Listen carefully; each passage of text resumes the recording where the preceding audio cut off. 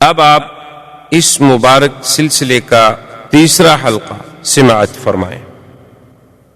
فوراً چونکہ حضور نے آگے کہنا تھا لا کسرا ولا قیصر بعدہ، تو یہ سارے انتظامات جو کیے جا رہے ہیں کہ کہیں کنگرے گر رہے ہیں اور روشنی آتی ہے تو روشنی سے سیدھا قصور شام کے محل دکھائے جاتے ہیں، کیونکہ میرے مدنی کی ابتدا مکہ سے تھی، مہجر مدینہ تھا اور انتہا شام تھی، کیونکہ حضور صلی اللہ علیہ وسلم کو معراج کہاں سے ہوا، حضور صلی اللہ علیہ وسلم کا اسراء کہاں سے ہوا، مکہ سے شام بیت المقدس، اور یوم محشر کہاں قائم ہوگا، شام بیت المقدس، تو لہذا ابتدا تھی اور یہاں سے نور کے ساتھ آپ کا انتہا بھی دکھا دی گئی کہ مدنی کا مولد مکہ ہوگا اور مہجر جو ہے وہ طیبہ ہوگا اور منتہا جو ہے وہ شام ہوگا، بیت المقدس ہوگا۔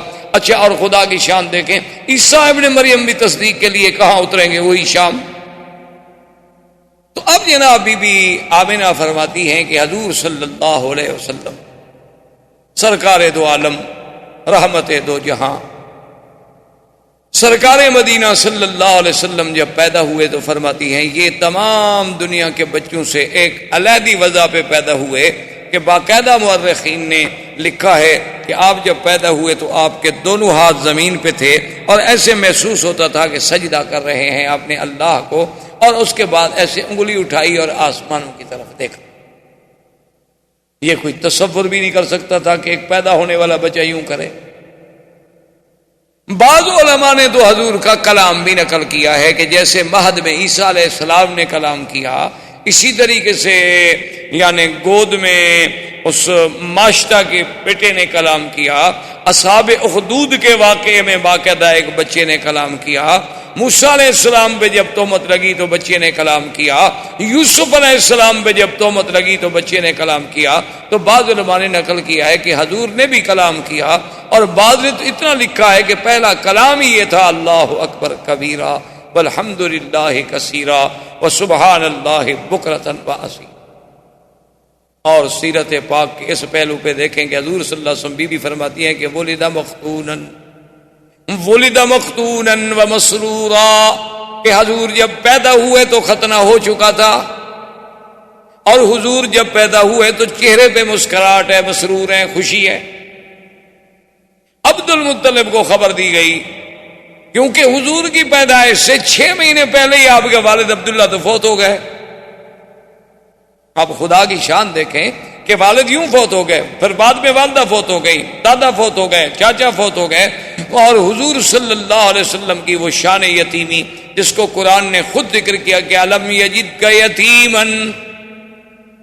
لیکن آگے بھی کہہ دیا فآوا، کہ میرا مدنی آپ کو ہم نے یتیم نہیں پایا، پھر ہم نے آپ کو خود تربیت دی، خود حفاظت کی، کیونکہ کوئی یہ تصور نہ کرے کہ یتیم بچے تو عام طور پہ بھٹک جاتے ہیں، ان کو تو کوئی سنبھالنے والا نہیں ہوتا، نہ باپ نہ ماں۔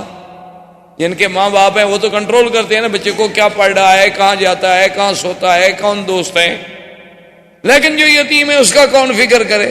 اللہ نے فرمایا نہ میرے مدنی کو ایسا یتیم نہ سمجھنا، اس کا تو میں خود انتظام کرنے والا ہوں، اور میں والدین کو بھی اٹھا رہا ہوں تاکہ اگر کل کو کوئی بچہ قابل ہو تو لوگ کہتے ہیں نا جی ایسے بہرحال کیوں ایسے قابل نہ ہوتا، دیکھو کس باپ کا بیٹا ہے، تو لوگ اس کی قابلیت کو باپ کی طرف نسبت کرتے ہیں، شاگرد کی لیاقت کو کہتے ہیں جی ٹھیک ہے ماشاءاللہ یہ ڈاکٹر صاحب بڑے لائق ہیں، لیکن انہوں نے کس استاد سے پڑھا ہے، استاد بھی تو دیکھو نا۔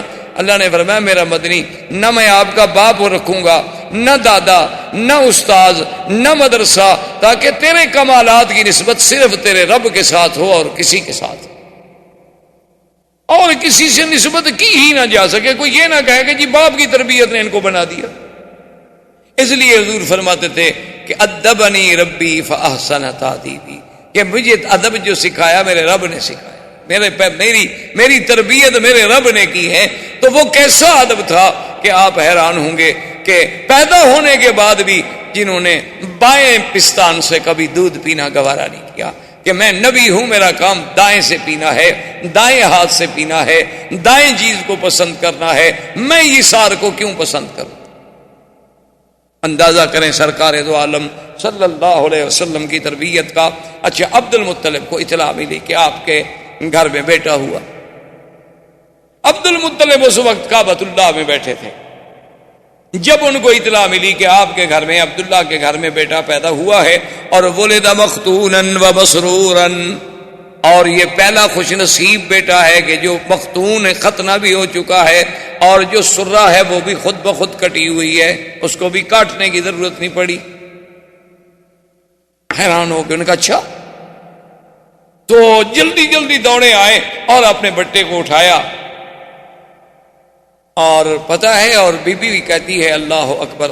اب حالانکہ دیکھیں کہ اس وقت نہ توحید ہے نہ دین ہے، لیکن بی بی آمنہ کہتی ہے کہ حضور کے پیدا ہونے کے بعد جو پہلا لفظ میں نے کہا نا حضور کے لیے، جو پہلا کلمہ میرے منہ سے نکلا، اور وہ کیوں نکلا، وہ فرماتی ہیں کہ میں ابھی حضور میرے پیٹ مبارک میں تھے کہ میں یہ سن چکی تھی آواز کہ جب بچہ پیدا ہو یوں کہنا ہے اعیذک باللہ الواحد من کل حاسد، کہ میں تمہیں اس اللہ واحد کی پناہ میں دیتی ہوں ہر حسد کرنے والے سے. یعنی پہلا کلمہ جو ہے وہ بھی اللہ سے پناہ پکڑے، اور حضور صلی اللہ علیہ وسلم کو اللہ کی حفاظت میں دے رہی. عبد المطلب نے جو اٹھایا حضور صلی اللہ علیہ وسلم کو اپنے ہاتھوں پہ، تو فوراً کعبۃ اللہ کے اندر لے گئے. عبد المطلب لے کے آئے اور سب سے پہلے کعبے کے اندر لے گئے، اور کعبے کے اندر جا کے اللہ تبارک و تعالیٰ سے دعا کی کہ مولا میرا بیٹا عبداللہ تو فوت ہو گیا ہے، لیکن اتنے جو تو نے شان والا بچہ مجھے عطا فرمایا ہے تو اس کی حفاظت فرما، اس سے دنیا کے ہر شر سے، دنیا کے ہر حسد سے، دنیا کے ہر عناد سے محفوظ فرما، اور اس کو عظمتیں عطا فرما. کعبۃ اللہ کے اندر دعا کر کے واپس آئے اور آ کے بی بی آمنہ سے کہا کہ خیال رکھنا، اس کا چہرہ مجھے بتا رہا ہے کہ ان ابنی ھذا لشان، اس میرے بیٹے میں کوئی بات ضرور ہونی ہے، یہ ہے کوئی شان والا بچہ. اور اسمیہ محمدہ، میں آپ کا نام محمد تجویز کرتا ہوں. اور سرزمین عرب میں یہ رواج تھا کہ جب بچہ پیدا ہوتا تھا تو وہ خود دودھ نہیں پلاتی تھی مائیں، دودھ پلانے کے لیے انہیں دیہاتوں میں بھیجا جاتا تھا، دور بھیجا جاتا تھا شہروں سے، اور انہیں دور رکھا جاتا تھا. اس کی وجہ مورخین نے لکھی ہے کہ اصل ایک وجہ تو یہ تھی کہ شہر کی فضا اور جو اور خوراک اتنی صاف نہیں ہوتی جتنی دیہات کی صاف ہوتی. دیہات کی فضا بھی قدرتی بات ہے صاف ہوتی ہے، اور ہوا بھی اور غذا بھی. اب بھی دیکھ لیں آپ، شہر میں آپ کو وہ نعمت میسر نہیں آ سکتی، جب آپ اپنے علاقوں میں، اپنے وطن میں، دیہات میں جاتے ہوں گے تو عجیب سی بات ہوتی. یعنی آپ، مجھے ایک دفعہ میں سفر کر رہا تھا تو ہمارا علاقے کے ساتھ ہی، جسے آپ کہتے ہیں نا سہارا، یا آپ کے ہندوستان میں بھی راجستھان کا جیسے علاقہ ہے، وہ بھی اسی طرح ہمارے ساتھ بھی پاکستان میں راجستھان کے سہارا کا علاقہ ہے، اور وہ ہمارے ڈسٹرکٹ سے قریب ہے. تو وہاں کچھ دوستوں نے، انہوں نے کہا کہ حضرت آپ آتے ہیں اور جلسہ، سفر، تقریر، درس، صبح درس، مغرب کو درس، عشاء کو درس، رات کو جلسہ، پھر سفر، تو کم از کم آپ ایک دن 2 دن دیں تاکہ ہم آپ کو یہاں کو ہرن ورن کا شکار کھلائیں، یہ کریں وہ. خیر میں نے کہا 2 دن والی بات تو ہو نہیں سکتی، ایسا کریں گے چلو کبھی آپ کے ساتھ شکار کیا ہم نے کھیلنے ہیں تو رات کو آ جائیں گے. تو وہاں جب میں گیا تو میں کہنے کا مقصد یہ تھا کہ مجھے اتنی جناب گلے میں تکلیف، نزلہ، زکام، تھکان، اتنی بدن ٹوٹ رہا ہے. اب وہاں جا کے یاد آیا کہ بھائی وہ اتفاق سے وہ دوائیوں کا بیگ بھی میں نے ساتھ نہیں رکھا، کیا کھاؤں کیا نہ کروں. اب صحرا ہے، روئی کا علاقہ ہے، ٹیلوں پہ بیٹھے ہوئے، نہ گھر ہے نہ کچھ ہے. تو ان سے میں نے کہا کہ بھئی کیا؟ انہوں نے کہا جی ابھی آپ کا علاج کرتے ہیں. وہ جناب گھی لے آئے خالص، اور اس کے انہوں نے کہا کہ جی یہ 2-3 فنجان بھر کے پی جائے. انہوں نے کہا میں نے زندگی میں 1 تولہ گھی نہیں پیا. پیدا ہونے کے بعد پتہ نہیں ماں شاہ نے کھلا دیا ہو مکھن وکھن تو وہ تو یاد نہیں، اس کے بعد تو مجھے یاد نہیں آتا. انہوں نے کہا حضرت آپ پیے. انہوں نے کہا اللہ کے بندے گھی پینے سے میرا نظر ٹھیک ہو جائے، میں تو اور مر جاؤں گا. انہوں نے کہا جی آپ پیئے تو صحیح. خیر بہرحال زبردستی مجھے انہوں نے پلا دیا. آپ یقین فرمائیں کہ میں نے زندگی میں اتنا اچھا گھی اور اتنا اچھا اس کا ذائقہ، خوشبو، اور جناب انہوں نے کہا جی اب آپ تو جائیں، کہاں تھکان گئی، کہاں ہمارا نزلہ گیا، کہاں گلے کی خشکی، کہاں وہ خراش، وہ ٹھیک ٹھاک. انہوں نے کہا جی ہمارے ہاں تو یہی علاج ہوتا ہے. میں کہا یار یہ عجیب علاج ہے. تو مقصد کہنے کا یہ تھا کہ وہ جب اتنی صاف ہوتی ہے، خوراک اتنی صاف ہوتی ہے، وہ گھی اتنی اصلی ہوتے ہیں کہ اس میں ملاوٹ کا تصور نہیں ہوتا، تو عرب اپنے بچوں کو باہر. اور دوسری وجہ یہ تھی کہ شہر کی زبان صاف نہیں رہتی، جیسے غذا صاف نہیں رہتی اسی طرح زبان صاف نہیں رہتی. کوئی حاجی آیا، کوئی کہاں سے آیا، کوئی کہاں سے آیا، کوئی کہاں سے آیا، ایک ایک لفظ، آدھا آدھا لفظ، ایک ایک جملہ چھوڑ گیا. اب آپ یہاں دیکھتے ہیں نا عربی لکھی ہوتی ہے ناشی و نال، یہ کون سی عربی ہے؟ نیشنل کا ترجمہ جو نہیں کر پائے بیچارے، کہ اب نیشنل کا کیا ترجمہ کرنے کا، جو اسی کو ناشی و نال بنا دو. ٹویوتا، بوتو، جو مرضی ہے اپنا بنا لیں. کہاں سے؟ اچھا اب جناب وہ جو بناتے ہیں نا جی، وہ صبح انڈے کو ایسے مار مار کے چھوٹے، اس کا نام ہے شکشوکا. کہاں سے آ گیا جی شکشوکا؟ کو عربی کا لفظ ہے دنیا میں شکشوکا. پیزا کون سی عربی ہے جی پیزا؟ یہ تو اٹالین پراٹھے کا نام ہے پیزا، یہاں کون سی عربی میں آ گیا پیزا؟ یہ اس لیے کہ زبان بگڑتی ہے. جب باہر کو لوگ آتے ہیں تو اپنی کچھ برائیاں تو ہمیں دے جاتے ہیں، اچھائیاں مکے والوں کی لے جاتے ہیں اور برائیاں وہ یہاں چھوڑ جاتے ہیں. تو اس لیے بھی لوگ جو تھے وہ شہروں سے اپنا گھبراتے تھے کہ بھئی بچے کی تربیت باہر کرو کہ اس کی زبان بڑی فصیح. تو اس لیے اب جناب بی بی صاحب ابھی اسی تمنا میں تھی. بنو سعد کے قبیلے کی مرضعات آئیں، مکے میں آ کے بچوں کو تلاش کیا، سب اپنا اپنا بچہ لیتی گئیں. اور جب سنے کہ محمد عربی عبداللہ کے گھر میں پیدا ہوئے، باپ فوت ہو گیا ہے، بھئی یتیم ہے نا. اچھا یہ مطلب نہیں تھا کہ ان کو صرف پیسوں کا خیال ہوتا تھا، وہ دودھ کی کوئی اجرت طے نہیں کرتی تھی، ان کے نزدیک دودھ بیچنا حرام تھا. اچھا یہ ہمارے دیہاتوں میں بھی رواج رہا ہے، ہمارے قبائل میں، کہ دودھ بیچنے کو بڑا حرام سمجھا جاتا ہے. کہ دودھ ہے یار ٹھیک ہے، اللہ کی نعمت، اس کو کیا بیچنا ہے.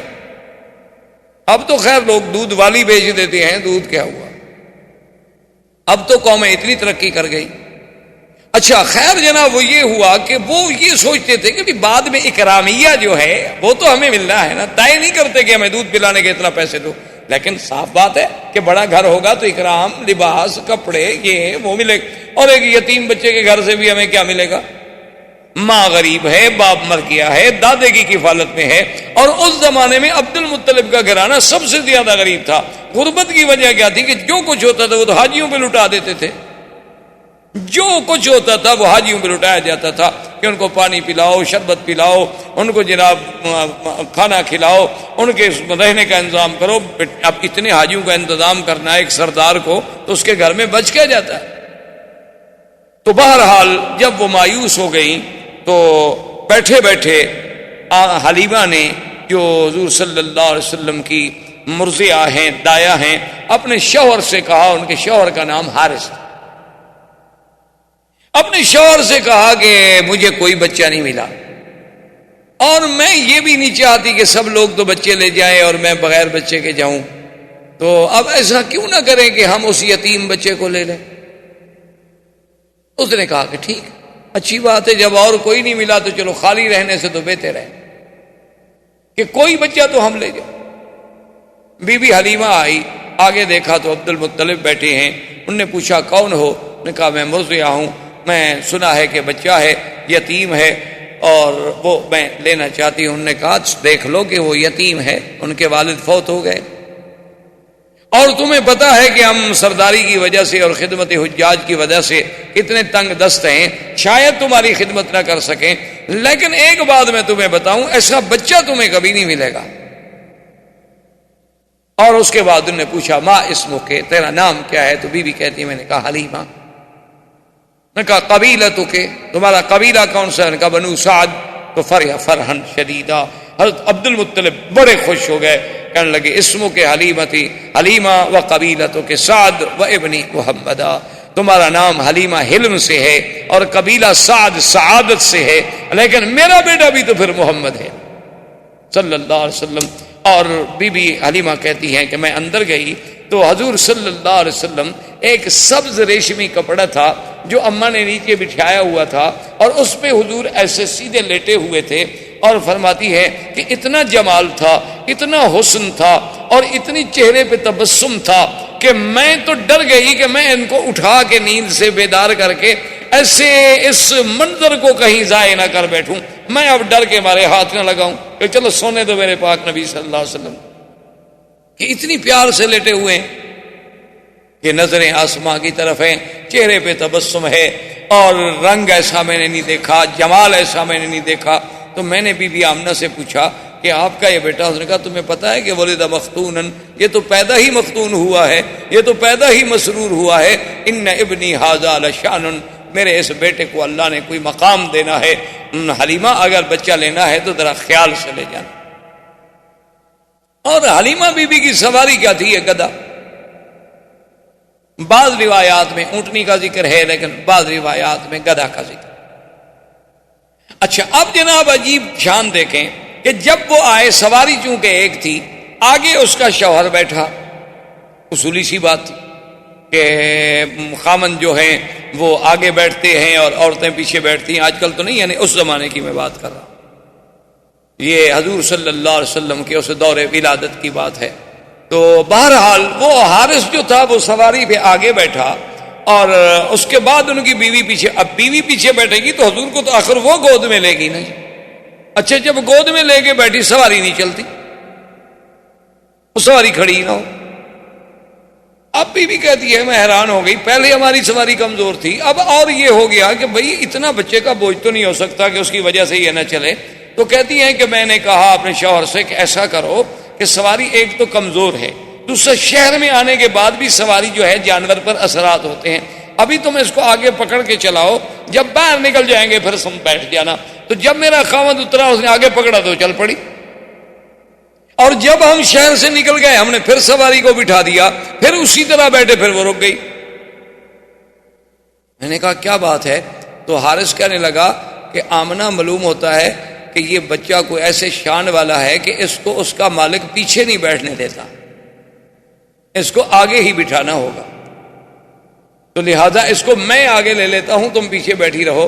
تو میں نے اپنی گود میں لے لیا۔ تو کہتے ہیں میری سواری جو چلی نا تو ساری بنو سعد کی سواریاں پیچھے رہ گئیں، اور وہ ہمیں پکار رہی ہیں کہ حلیمہ تمہاری سواری کو کیا ہوا؟ میں نے کہا سواری تو وہی ہے، پر سوار بدل گیا۔ سواری تو میری وہی ہے جو آتے ہوئے چل نہیں سکتی تھی، آتے ہوئے کھڑی نہیں ہو سکتی تھی۔ اور پھر بی بی حلیمہ کہتی ہے کہ ہمارے علاقے میں غربت کا یہ عالم تھا، پورا علاقہ برباد تھا، اور میری کہتی ہے کمزوری کا یہ عالم تھا کہ میرا ایک بیٹا تھا، اس کو میں دودھ نہیں پلا سکتی تھی، دودھ والا بیٹا تھا، یعنی رضاعت کے دور میں تھا، لیکن اتنا میرا کم دودھ ہوتا تھا کہ سارا دن میرا بیٹا روتا رہتا تھا۔ بی بی حلیمہ کے بیٹے کا نام عبداللہ تھا، جو حضور کا رضائی بھائی تھا۔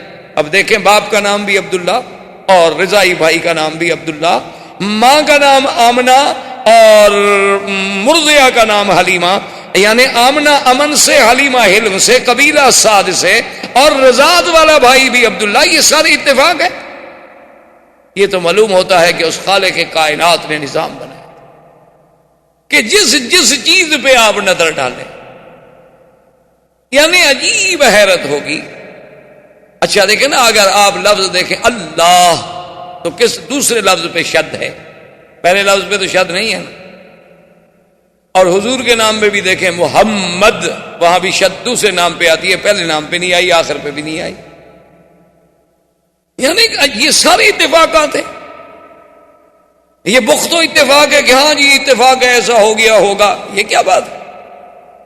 یہ سارے زمین و آسمان کی سٹیجیں جو سجائی جا رہی ہیں، یہ سارے اتفاق نہیں، بلکہ معلوم یہ ہوتا ہے کہ یہ کارخانہ ہستی اللہ تبارک و تعالیٰ نے شاید اسی آنے والی ذات کے لیے پیدا کیا کہ اب جناب بھائی کا نام کیا ہے؟ عبداللہ، اور آپ کی دو بہنیں بھی ہیں رضائی، ایک کا نام تھا شیمہ اور ایک کا نام تھا انیسا یا انیسا۔ تو بی بی حلیمہ کہتی ہیں کہ میرا اتنا دودھ بھی نہیں ہوتا تھا کہ میرا بچہ پی لے، وہ بیچارہ روتا رہتا تھا، نیند نہیں آتی تھی بھوک کے مارے، کہ اور تو کوئی غذا کوئی نہیں تھی۔ لیکن کہتی ہے جب میں حضور کو لے کے آئی تو کہتی ہے پہلا دن تھا کہ میرے سینے کے دونوں حصے جو ہیں دودھ سے بھر گئے، اور حضور پاک نے بھی پیٹ بھر کے دودھ پیا اور میرے بیٹے نے بھی پیٹ بھر کے دودھ پیا، اور دونوں آرام کرتے رہے کہ اللہ نے میرے بدن میں بھی انقلاب، میرے گھر میں بھی انقلاب، اور میری بکریاں شام کو چرنے گئی، واپس آئیں تو ان کے نت بھرے ہوئے ہیں دودھ سے۔ ایک ہماری بالکل مریل قسم کی اونٹنی تھی جو اٹھ کے نہیں کھڑی ہو سکتی تھی، تو میرا شوہر دوڑا ہوا آیا، اس نے کہا حلیمہ دیکھا وہ اونٹنی کھڑی ہے اور دودھ اترا ہوا ہے، برتن لاؤ میں دودھ لے کے آؤں، چونکہ اونٹنی کا دودھ عرب کو بڑا محبوب تھا۔ تو اللہ تبارک و تعالیٰ نے حضور پاک صلی اللہ علیہ وسلم کی بی بی حلیمہ کے گھر جانے سے وہ ظاہری برکتیں، وہ باطنی برکتیں، وہ معنوی برکتیں، وہ حصی برکتیں، وہ وجودی برکتیں ایسے اظہار ہوئے کہ دنیا دنگ رہ گئی۔ اور پھر بی بی کہتی ہے کہ حضور کے اپنے بدن میں جو بڑھنے کا انداز تھا، یعنی عجیب حیرت کی بات تھی کہ جو بچہ 1 مہینے میں بڑھتا ہے اتنا حضور 1 دن میں بڑھ جاتے تھے۔ یعنی بی بی صاحبہ فرماتی ہیں جب حضور کی عمر 2 سال کی ہوئی ہے تو آپ 6 سال کے نظر آتے تھے، اور حضور صلی اللہ علیہ وسلم نے 4 مہینے کی عمر میں بولنا شروع فرما دیا، اور اتنے فصیح لفظ کہ اب دیکھیں نا، حضرت ابو بکر صدیق خود قریشی ہے، خود اہل مکہ ہیں۔ کبھی کبھی انہوں نے ایک دفعہ حضور صلی اللہ علیہ وسلم سے کہا کہ یا رسول اللہ صلی اللہ علیہ وسلم، مجھے بڑی حیرت ہوتی ہے کہ کبھی آپ ایسا لفظ بولتے ہیں کہ ہم عرب ہیں، کرشی ہیں، لیکن ہمیں بھی سمجھ نہیں آتا اس کا ترجمہ۔ تو حضور نے فرمایا کہ ابو بکر ایسا کیوں نہ ہو، ایسا کیوں نہ ہو، ولدت فی قریش وربیت فی بنو سعد، اللہ نے مجھے قریش میں پیدا کیا اور بنو سعد جیسے قبیلے میں نے وہاں تربیت پائی، میں نے وہاں دودھ کا زمانہ گزارا۔ اگر میری زبان فصیح نہیں ہوگی تو پھر کس کی زبان فصیح؟ تو اللہ تبارک و تعالی آپ کو بھی اور مجھے بھی حضور کی سیرت پر عمل کرنے کی توفیق عطا فرمائے۔ زندگی باقی تو بات باقی۔ اللہم صلی علی سیدنا محمد وعلی آل سیدنا محمد کما صلیت علی ابراہیم وعلی آل ابراہیم فی العالمین انک حمید مجید۔ برادران اسلام، جیسا کہ الحمدللہ آپ کو علم ہے کہ چند دنوں سے ہم سیرت رسول پاک صلی اللہ علیہ وسلم کے ضمن میں کچھ باتیں کہہ رہے ہیں اور سن رہے ہیں۔ سب سے پہلے درس اول میں جزیرہ عرب کے حالات پہ بحث کی گئی کہ حضور صلی اللہ علیہ وسلم سے قبل جزیرہ عرب کا کیا حال ہے۔ اس کے بعد حضور صلی اللہ علیہ وسلم کی بعثت کے مطابق جو مبشرات تھے، جو اشارات تھے، جو ارہاسات تھے، جو کنایات تھے، جو مؤشرات تھے، ان پر بحث کی گئی اور اس کو ذکر کیا گیا درس میں۔ اور پھر تیسرے درس میں حضور صلی اللہ علیہ وسلم کی ولادت باسعادت، حضور صلی اللہ علیہ وسلم کا ولادت کے وقت کے حالات، حضور صلی اللہ علیہ وسلم کے ولادت کے وقت کے معجزات، اور حضور صلی اللہ علیہ وسلم کے لیے اسم محمد کا تجویز ہونا، یہ ذکر کیا گیا۔ اور پھر حضور کی رضاعت، حضور صلی اللہ علیہ وسلم کا بی بی حلیمہ سعدیہ کے پاس تشریف لے جانا، جیسے عرب کی یہ عادت تھی کہ بچوں کو ولادت کے بعد دیہات میں، جنگلوں میں، دور افتادہ آبادیوں میں بھیجا کرتے تھے تاکہ خالص غذا ملے، خالص لغت ملے، ان کی لغت بھی فصیح ہو، ان کی صحت بھی بہتر ہو، اور شہر کی آلودگیوں سے بچ جائیں، اور ان کی زبانوں میں بھی کسی قسم کا خلل نہ آئے۔ اس بنا پر حضور صلی اللہ علیہ وسلم کو بھی بی بی حلیمہ جو قبیلہ بنو سعد کی مرضیہ تھی، دودھ پلانے والی تھی، وہ ان کی نصیب میں حضور صلی اللہ علیہ وسلم کی ولادت آئی، رضاعت آئی، اور وہ ان کو لے کر اپنی بستی بنو سعد میں، جو قبیلہ بنو سعد مکہ اور طائف کے درمیان میں ایک جگہ تھی، وہاں لے گئے۔ اسی ضمن میں ہم نے یہ بھی ذکر کیا تھا کہ حضور صلی اللہ علیہ وسلم کے رضائی بھائی بھی تھے عبداللہ، اور آپ کی ایک رضائی بہن بھی تھی جن کا نام شیمہ تھا۔ تو اب بی بی حلیمہ فرماتی ہے کہ حضور صلی اللہ علیہ وسلم کے آنے کے بعد ایسی ایسی برکات کا ظہور ہوا کہ جس کا ہم تصور بھی نہیں کر سکتے، کہ ہمارے گھروں میں جو قحط کا عالم تھا اللہ نے برکتیں پیدا فرما دی۔ بی بی حلیمہ فرماتی ہیں کہ میرا اپنا دودھ اتنا نہیں ہوتا تھا کہ میرا اپنا بچہ جو ہے وہ پی لے اور اچھی طرح نیند لے سکے، لیکن حضور صلی اللہ علیہ وسلم کے آنے کے بعد اللہ نے میرے دودھ میں بھی اتنی اضافہ کر دیا کہ اب ایک بچے کے بجائے دونوں پیتے اور دونوں آرام سے سکون کے ساتھ آرام کرتے۔ اور اسی طرح بی بی حلیمہ سعدیہ یہ فرماتی ہیں کہ حضور صلی اللہ علیہ وسلم کی جو اٹھان تھی وہ عام بچوں سے علیحدہ تھی، کہ یعنی جو بچہ 1 مہینے میں بڑھتا ہے حضور 1 ہفتے میں بڑھ جاتے. اور حضور صلی اللہ علیہ وسلم کا لیٹنا، حضور صلی اللہ علیہ وسلم کا باتیں کرنے کا انداز چھوٹی سی عمر میں، حضور صلی اللہ علیہ وسلم کا کسی بات میں جھگڑا نہ کرنا، کسی بات میں تعارض نہ کرنا، حضور صلی اللہ علیہ وسلم کا باوجود چھوٹی سی عمر کے ہر چیز میں تیامن یعنی دائیں طرف کو ترجیح دینا، بائیں طرف سے بچنا، یہ ساری چیزیں ایسی تھیں جو مجھے عجیب نظر آتی. اور میں صرف حیران نہیں تھی بلکہ ہمارا قبیلہ بنو سعد پورے کا پورا حیران تھا کہ یہ کون سا ایسا بچہ آ گیا ہے شان والا کہ جس کی وجہ سے اس علاقے کی کایا اللہ نے پلٹ دی ہے کہ تم نے کانٹوں کو چھوا اور گلستان کر دیا، کہ جہاں جہاں سے حضور صلی اللہ علیہ وسلم گزرے، جہاں جہاں حضور صلی اللہ علیہ وسلم کے قدم پہنچے، وہ جگہ جو تھی جنت سما ہوتی گئی. جہاں تیرا نقش قدم دیکھتے ہیں، خرامہ خرامہ ارم دیکھتے ہیں. تو اسی اسنا میں کہتی ہیں جب حضور تھوڑے کچھ چلنے پھرنے کے قابل ہو گئے تو حضور پاک صلی اللہ علیہ وسلم نے مجھ سے پوچھا کہ اماں حلیمہ میرے بھائی جو ہیں یہ کہاں چلے جاتے ہیں؟ سارا دن غائب ہوتے ہیں، شام کو آتے ہیں. میرا بھائی بھی غائب ہو جاتا ہے، میری بہن شیمہ بھی غائب ہو جاتی ہیں، تو یہ کہاں چلی جاتی ہیں؟ تو بی بی حلیمہ سعدیہ نے کہا کہ بیٹا کیونکہ ہم غریب لوگ ہیں، کچھ دمبیاں ہیں، کچھ بکریاں ہیں، کچھ مویشی ہیں، تو ان کو وہ چرانے کے لیے دور جاتے ہیں اور چرا کے شام کو واپس آ جاتے ہیں.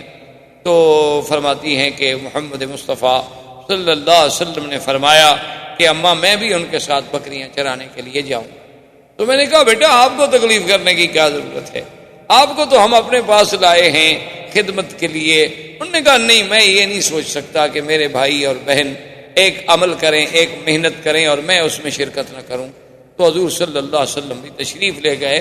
اسی اسنا میں وہ واقعہ پیش آیا کہ ایک دن آپ کے بھائی عبداللہ اور آپ کی بہن شیمہ جو تھیں وہ بھاگتی ہوئی آئیں اپنی اماں کے پاس اور انہوں نے کہا کہ اماں ہمارا وہ جو قرشی بھائی ہے نا، قد جاء رجلان فقتلہما، 2 آدمی آئے انہوں نے ہمارے بھائی کو قتل کر. تو بی بی حلیمہ سعدیہ کہتی ہیں کہ میرے تو پاؤں کے نیچے سے زمین نکل کہ بھئی ہمارے پاس تو وہ قریش کی امانت ہے اور خدا نہ خواستہ ایسا واقعہ ہو جائے تو پھر ہمیں کہاں قریش معاف کریں. تو کہتی ہیں کہ میں نے شور مچایا اور میں بھاگی، میرا خامن دوڑے، اس کے بعد ہمارے قریب کے جو رشتہ دار تھے وہ دوڑے، اور ہم جب دوڑے پہنچے تو ہم نے دیکھا کہ ایک درخت کے نیچے ایک ٹہنی پکڑ کر سرکار دو عالم سرکار مدینہ صلی اللہ علیہ وسلم کھڑے ہیں. آپ کے چہرے مبارک کا رنگ البتہ تو متغیر، رنگ جو ہے محسوس ایسے ہوتا ہے کہ جیسے رنگ اڑا ہوا. تو ہم نے جلدی سے جا کے بی بی حلیمہ نے سینے سے لپٹایا کہ یا حبیبی و یا ولدی، اے میرے بیٹے خدا تجھے ہر دشمن سے محفوظ رکھے، کیا ہو گیا؟ اس نے کہا اماں کوئی ایسی بات نہیں ہے، بات اتنا ہے کہ میں ایسے کھڑا تھا وقت نزل رجلان، ایسے اوپر سے معلوم ہوا کہ 2 بندے آئے اور بڑا سفید لباس انہوں نے پہنا ہوا تھا، اور انہوں نے آ کر مجھے پکڑا، پکڑنے کے بعد مجھے سلا دیا اور میں سب کچھ دیکھ رہا تھا. اور ایک بڑی تست تھی سونے کی، اور اس تست میں کیا کیا تھا اللہ عالم. پھر انہوں نے مجھے لٹانے کے بعد میرے سینے مبارک کو یہاں سے لے کر کھولا بالکل عین ناف تک. کھولنے کے بعد انہوں نے میرے دل مبارک کو نکالا اور میں یہ ساری کاروائی دیکھ بھی رہا ہوں، یعنی یہ سارا آپریشن اور پھر دل مبارک کا باہر آ جانا. یعنی آج دنیا جس کو اپنے سرجری کا معراج سمجھتی کہ ہم نے سرجری میں وہ مقام حاصل کر لیا ہے کہ ہم دل کا معاملہ ٹھیک کر لیتے ہیں، والو بدل لیتے ہیں، بائی پاس ہو جاتا ہے، دل کو باہر نکال لیتے ہیں، دل کو سیف رکھنے کے لیے اندر ایک مشین فٹ کر دیتے ہیں، متبادل دل لگانے کی باتیں اور سب ہو. لیکن آپ اندازہ کریں کہ 1400 سال پہلے جبکہ کوئی وسائل نہیں، کوئی ہسپتال نہیں، کوئی آپریشن تھیٹر نہیں، کوئی انتظامات نہیں، تو یہ تو آپریشن جو ہے نوری مخلوق کر رہی ہے اور الہی حکم سے ہو رہا ہے. کہ آپریشن کرنے والے بھی کون ہیں؟ اللہ کے فرشتے ہیں، ملک ہیں، جبرائیل و میکائیل ہیں. اور جس ذات کا آپریشن کیا جا رہا ہے وہ کون ہے؟ محمد رسول اللہ صلی اللہ علیہ وسلم. تو کہتے ہیں کہ حضور صلی اللہ علیہ وسلم، اور کمال یہ ہے کہ آپ کی کوئی بے ہوشی نہیں، آپ کو کسی دوائی سے کسی چیز سے اتنا زیر اثر نہیں کیا گیا کہ آپ بے ہوش ہو جائیں، کہ اتنا بڑا سینے کا چیر دینا، اتنا بڑا کھول دینا، پھر دل مبارک کا نکالنا، نکال کے باہر دھونا۔ اور سب سے بڑی بات یہ ہے کہ حدیث مبارک میں یہ بھی آتا ہے کہ اس دل میں کوئی چھوٹا سا ایک ٹکڑا تھا، وہ بھی نکال کے انہوں نے باہر پھینک دیا، اور یہ بھی کہا کہ ھذا حظ شیطان، وہ حصہ چھوٹا سا نکال کے باہر ڈال دیا گیا، اور پھر سینہ مبارک میں دل مبارک رکھا گیا، اور پھر اس کو سیا گیا۔ تو بی بی حلیمہ یہ باتیں سن رہی ہیں، اور ان کے لیے تو یہ سمجھ سے بالا تر بات ہے نا کہ کسی بچے کو اس طرح، اور ایسا دنیا میں کون سا آپریشن ہے کہ جو لمحوں میں ہو جائے اور لمحوں میں ٹھیک ہو جائے، لیکن کہتے ہیں کہ وہ آثار جو تھے سلائی کے، نشان جو تھے وہ باقی تھے۔ اچھا اللہ چاہتے تو یہ نشان بھی مٹ جاتے، جو خداوند قدوس اتنی بڑا آپریشن اپنے پاک نبی کا کرا سکتے ہیں ملائکہ کو بھیج کر، نشان بھی مٹ جاتے، لیکن نشان مٹ جاتے تو منکرین کو انکار کا ایک بہانہ مل جاتا کہ کافروں کو تو آپ چھوڑیے، بڑے بڑے مسلمانوں نے بھی شک کے صدر کا انکار کیا ہے۔ انہوں نے کہا کہ یہ جو کہتے ہیں کہ سینہ مبارک شک ہوا، یہ روایات ایسی نہیں ہے کہ ہم جس پر ایمان لے آئیں، کیونکہ حدیث مبارک تو لکھی ہی حضور کے 250 سال بعد گئی ہے۔ یہ شک کے صدر ہونا، سینے کا چیرا جانا، دل مبارک کا باہر نکال لینا، پھر دل کو دھونا، دھونے کے بعد دل کو اندر رکھ دینا، اور بغیر اسباب ظاہریہ کے، اتنی بڑی بات جو ہے۔ انہوں نے کہا اصل میں مولویوں کو دھوکہ لگا ہے کہ انہوں نے شک کے صدر کو حقیقت پہ محمول کر لیا، حالانکہ معنی یہ تھا کہ اللہ نے اپنے نبی کا دل مبارک جو ہے کھول دیا، یعنی اس کو باتیں سمجھنے کے لیے، علوم غیبیہ کی باتوں کو پہچاننے کے لیے، علوم قرآن کی حقیقت و گہرائیوں میں ڈوبنے کے لیے اللہ نے سینہ کھول دیا۔ وہ کہتے ہیں جیسے محاورے میں آپ کہتے ہیں جی ماشاء اللہ فلاں عالم کی جب تقریر سنی نا، اللہ نے بھائی ان کا تو واقعی سینہ کھول دیا، ایسے بہ رہے تھے جیسے کوئی دریا بہ رہا ہو، حالانکہ نہ دریا بہ رہا ہوتا ہے اور نہ سینہ کھلا ہوتا ہے۔ انہوں نے کہا یہ محاورہ۔ تو بعض مسلمان اپنے آپ کو مسلمان کہلانے والوں نے بھی شک کے صدر کا انکار کر دیا۔ انہوں نے کہا کوئی شک کے صدر نہیں، بلکہ یہ شرح صدر ہے، شک کے صدر نہیں۔ لیکن بات یاد رکھیں کہ شک کے صدر کی روایات بخاری و مسلم کی روایات، سیاح کی روایات ہیں، اور وہ اتنی تواتر کو پہنچی ہوئی روایات ہیں کہ جن کا ہم انکار نہیں کر سکتے۔ اور پھر صحابہ کا صرف یہ نہیں ہے کہ بھی روایات کا ذکر ہو، بلکہ صحابہ کا حضور کے آثار نشانات کو بھی دیکھ کے گواہی دینا کہ ٹانکے کے نشان ہم نے اپنی آنکھوں سے دیکھے۔ حضور کے خادم جو ہیں حضرت انس بن مالک رضی اللہ تعالیٰ عنہ، وہ فرماتے ہیں کہ حضور صلی اللہ علیہ وسلم کے سینے مبارک پر جو اثرات تھے اس سلائی کے، وہ میں نے دیکھے ہیں اپنی آنکھوں سے۔ اور پھر جہاں شرح صدر ہے وہاں قرآن نے تو خود کہا ہے شرح صدر، الم نشرح لک صدرک ووضعنا عنك وزرك الذي انقض ظهرك۔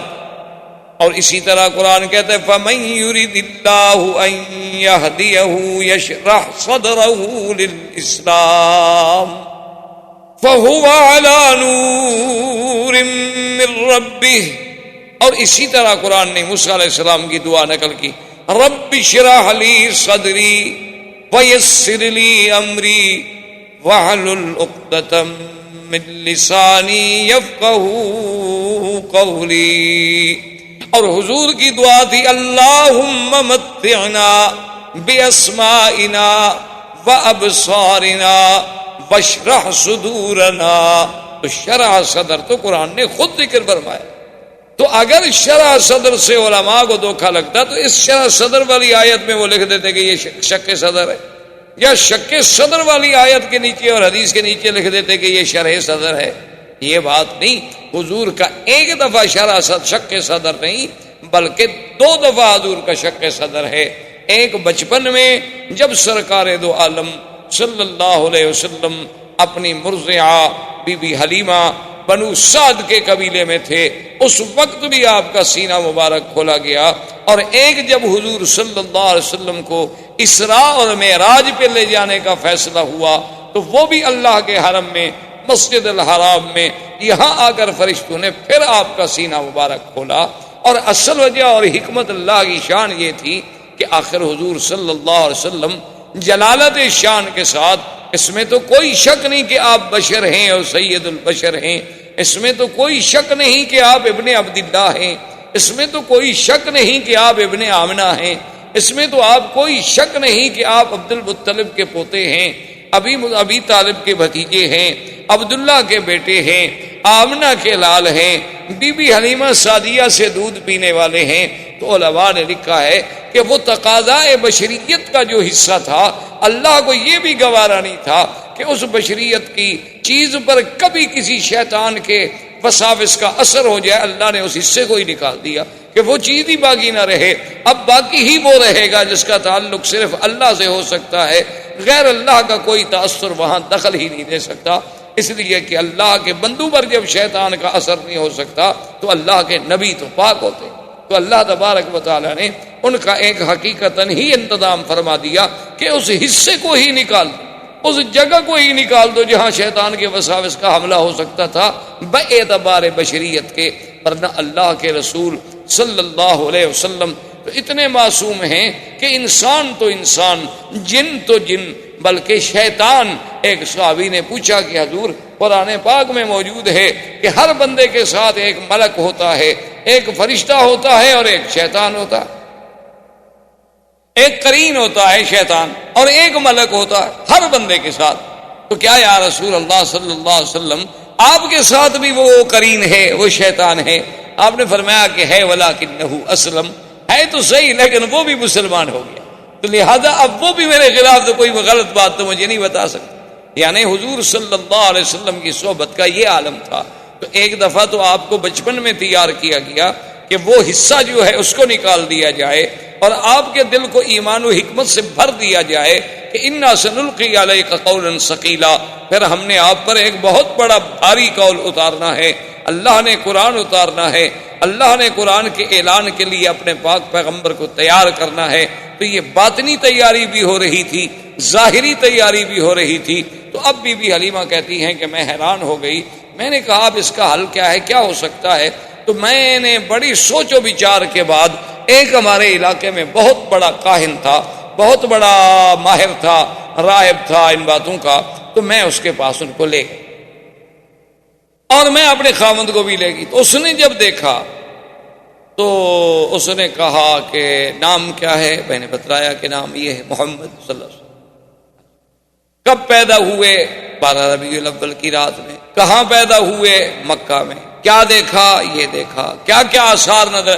اس کے بعد اس نے کہا کہ حلیمہ بات یہ ہے کہ اس بچہ جو ہے یہ کوئی شان والا بچہ ہے، معلوم ہوتا ہے کہ شاید یہ امت کا نبی ہو، لہذا اس کو تم بڑی حفاظت سے رکھو، اس کے تو بڑے دشمن ہو۔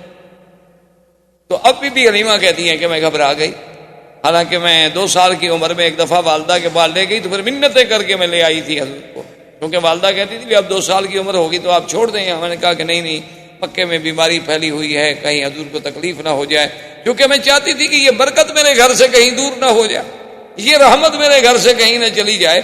تو اب میں اتنی گھبرا گئی کہ میں حضور صلی اللہ علیہ وسلم کو لے کے سیدھی بی بی آمنہ کے پاس آئی اور میں نے کہا بی بی اب آپ اپنے بچے کو سنبھالیں، میں اب بچے کی حفاظت نہیں کر سکتا۔ تو بی بی آمنہ نے فرمایا کہ حلیمہ کیا بات ہے، تم تو منتیں کر کے لے گئی، تو ابھی تو چند ماہ بھی نہیں گزرے تم پھر خود آ گئی ہو دینے کے لیے، کیا تمہیں خطرہ ہے؟ اس نے کہا کہ اب بی بی میں آپ کو کیا بتاؤں، کچھ حالات ایسے دیکھے گئے ہیں، کچھ باتیں ایسی ایسی حضور کے ساتھ ہوئی ہیں، اور آپ کا سونا اٹھنا بیٹھنا، پھر کہنا کہ 2 آدمیوں نے میرا سینہ مبارک کھولا ہے، یہ ایسی باتیں ہیں کہ میں ڈر گئی ہوں کہ کہیں میں اس امانت کو سنبھال نہ سکوں۔ تو بی بی آمنہ نے کہا اچھا تم کہیں اس طرح اس لیے تو نہیں ڈر رہی ہو کہ آپ پر کوئی جن کا اثر ہو گیا؟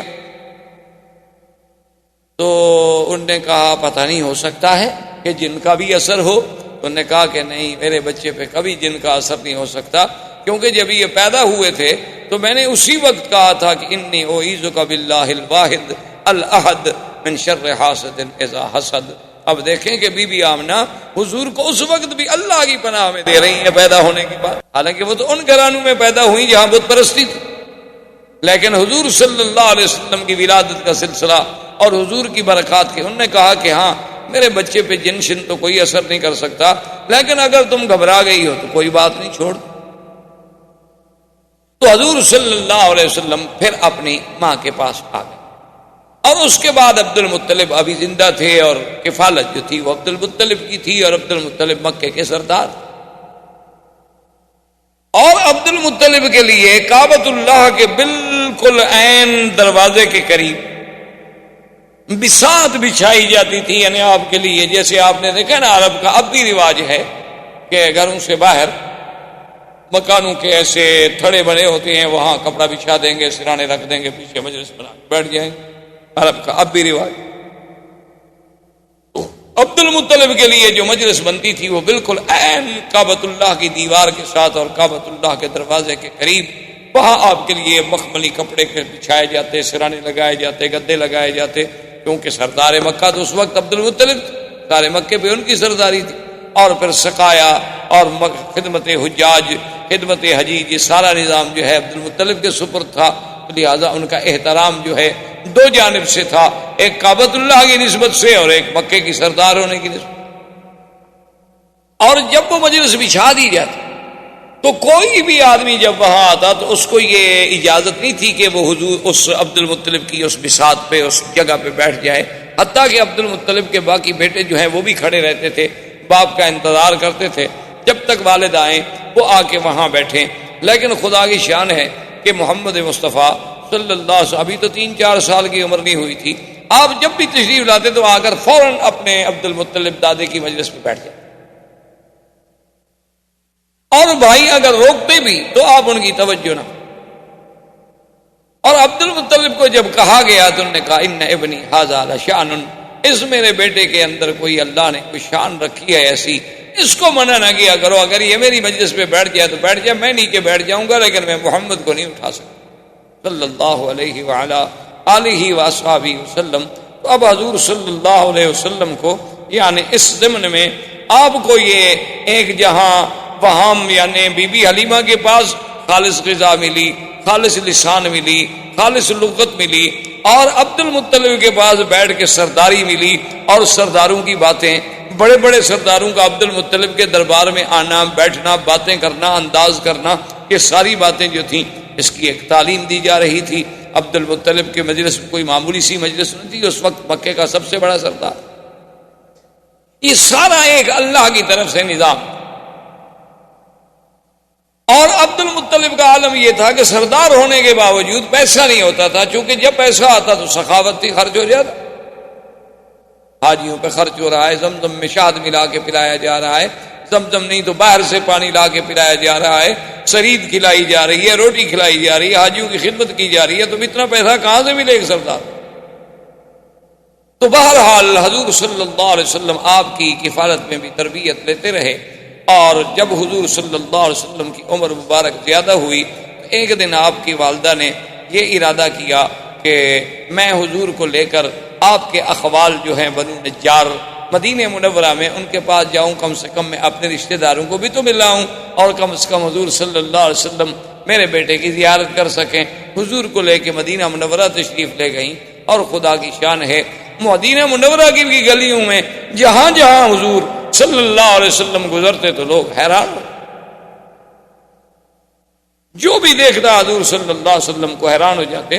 اسی سے شہرت اٹھی، اور شورا میں کچھ یہودی لوگ آئے، کچھ راہب آئے، انہوں نے آ کے حضور صلی اللہ علیہ وسلم کو دیکھا تو انہوں نے لوگوں سے کہا کہ نبی ھذہ الامہ، یہ اس امت کا نبی پیدا ہو گیا ہے، اور ایسی باتیں کرنے لگے کہ بی بی آمنہ کو اندیشہ ہو گیا کہ کہیں یہ حضور کو نقصان نہ پہنچا دے، تو بی بی صاحبہ ان کو لے کر واپسی کا انہوں نے جلدی سے سفر اختیار کیا۔ ابھی راستے میں مقام ابوا پہ تھیں کہ بی بی آمنہ فوت ہو، والد پہلے فوت ہو چکے۔ بعض روایات تاریخ میں یہ بھی ہے کہ بی بی آمنہ کو یہاں جنت المعلیٰ میں دفن کیا گیا، اور بعض روایات تاریخ میں یہ بھی ہے کہ ان کو دفن تو کیا گیا مقام ابوا میں۔ ابوا جو ہے مکے اور مدینے کے راستے میں ایک جگہ ہے، لیکن سڑک سے ہٹ کر ہے، اندر پہاڑیوں میں ایک جگہ ہے اور کچا راستہ ہے۔ اور بعض علماء یہ لکھتے ہیں مورخین کہ ابوا میں دفن کیا گیا، وہاں سیل آئی، یعنی پانی آیا بارشوں کا، تو قبر جو تھی وہ کھل گئی، تو پھر ان کو لا کر یہاں منتقل کر دیا گیا، جنت المعلیٰ میں دفن کر دیا گیا۔ تو بعض لوگوں نے روایات کو یوں بھی جمع کیا ہے، بہرحال جمہور کی رائے یہ ہے کہ مقام ابوا پہ دفن کیا گیا، کیونکہ ایک دفعہ حضور صلی اللہ علیہ وسلم، ایک حدیث مبارک میں یہ بات موجود ہے کہ حضور نے فرمایا کہ میں نے اللہ سے بخشش کی دعا مانگی تھی، اس کی تو اجازت نہیں ملی، البتہ مجھے ماں کی قبر پہ جانے کی اجازت ملی، تو حضور صلی اللہ علیہ وسلم اس قبر پہ تشریف لے گئے۔ تو لہٰذا اگر وہ جنت المعلیٰ میں منتقل ہو جاتی تو پھر وہاں حضور صلی اللہ علیہ وسلم کو جانے کی ضرورت نہیں۔ اب حضور صلی اللہ علیہ وسلم واپس مکے میں آئے۔ اب خدا کی شان دیکھیں کہ باپ تو پہلے فوت ہو چکے تھے، ابھی آپ پیدا نہیں ہوئے تھے، ابھی 6-7 سال کی عمر ہے تو ماں بھی فوت ہو گئی، اور کچھ عرصہ گزرا عبد المطلب بھی فوت ہو گئے۔ اب آپ کی کفالت جو ہے وہ ابو طالب کے پاس چلی گئی۔ خدا کا نظام ایسا، اللہ نہیں چاہتے تھے کہ میرے مدنی پہ کسی کا سایہ رہے، اسی لیے بعض علماء لکھتے ہیں نا کہ اللہ نے حضور کو بغیر بے سایہ پیدا کیا، وہ سمجھتے ہیں کہ شاید دوسرا سایہ بھی نہیں تھا۔ یہ معنی نہیں، معنی یہ ہے کہ جیسے باپ کا ایک سایہ ہوتا ہے، ماں کا ایک سایہ ہوتا ہے، دادے کا ایک سایہ ہوتا ہے، کفالت کرنے والوں کا ایک سایہ ہوتا ہے، اللہ نے ان سب چیزوں سے حضور کو مستثنیٰ کر دیا۔ اللہ نے فرما دیا میرا مدنی ہم آپ کی خود حفاظت کریں۔ الم یجدک یتیما فآوی ووجدک ضالا فہدی۔ اللہ نے فرمایا کیا ہم نے آپ کو یتیم نہیں پایا، پھر ہم نے آپ کو خود ٹھکانا۔ تو اس طرح بھی اچھا، اگر فرض محال ایک شاگرد قابل ہو تو لوگ کہتے ہیں جی ان کا استاذ بڑا قابل، تو اس کی لیاقت و صلاحیت استاد کی طرف جاتی ہے، اولاد کی باپ کی طرف جاتی ہے۔ اللہ نے فرمایا ہم اپنے نبی کی تربیت ہی خود کریں گے، جیسے انہوں نے فرمایا ادبنی ربی فاحسن تادیبی، مجھے تو ادب بھی میرے رب نے سکھایا، میرے اللہ نے میرے ادب کا انتظام کیا۔ یعنی آپ حیران ہوں گے کہ مکے میں طواف اریاں کرنا، مکے میں کسی کا اریاں ایک دوسرے کے سامنے غسل کرنا، یہ چیزیں عیب ہی نہیں سمجھی جاتی، یعنی یہ کی چیزیں عیب بھی نہیں سمجھی جاتی تھی، بالکل اس پر کہ یہ مردانگی کی ایک علامت۔ تو ایک دفعہ حضور صلی اللہ علیہ وسلم ایک چاچے کی امداد کے لیے، بعض روایات میں ہے کہ زمزم کی کھدائی میں، اور ایک روایت میں ہے کہ کعبۃ اللہ کی تعمیر جب قریش کر رہے تھے تو حضور پتھر اٹھا رہے تھے، تو آپ کے چچا نے کہا کہ یا محمد صلی اللہ علیہ وسلم آپ کندھوں پہ پتھر رکھتے ہیں، آپ کو تکلیف ہوتی ہوگی، تو آپ چادر مبارک نکال لیں اور کندھے پہ رکھ دیں تاکہ آپ کو پتھر اٹھانے میں تکلیف نہ ہو۔ تو ابھی حضور پاک نے چادر مبارک کھولی، فوراً آپ بے ہوش ہو گئے، حضور صلی اللہ علیہ وسلم پہ بے ہوشی طاری ہو گئی، اور اس کے بعد جب ہوش آیا تو آواز آئی کہ آپ اپنے آپ کو کبھی بغیر کپڑوں کا نہیں رکھ سکتے۔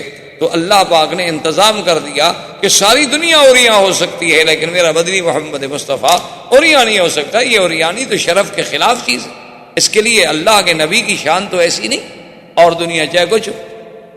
اچھا، بعض لوگوں نے یہ بھی لکھا ہے کہ مکے والوں نے دراصل یہ ایک اپنی کمائی کے لیے بھی ایک ذریعہ بنایا تھا کہ انہوں نے ایک اعلان کر دیا تھا کہ اللہ کے گھر کا کوئی آدمی طواف اپنے کپڑوں میں نہیں کر سکتا، یا تو وہ ہمس سے کپڑے لے، اپنے آپ کو کہتے تھے ہمس کہ ہم جو ہے مجاورین کعبہ ہیں، تو یا تو ہم سے کپڑے لیں اور وہ کپڑے پہن کے طواف کریں، بس صورت دیگر اپنے کپڑوں میں طواف نہیں کر سکتے، پھر بغیر کپڑوں کے طواف کریں۔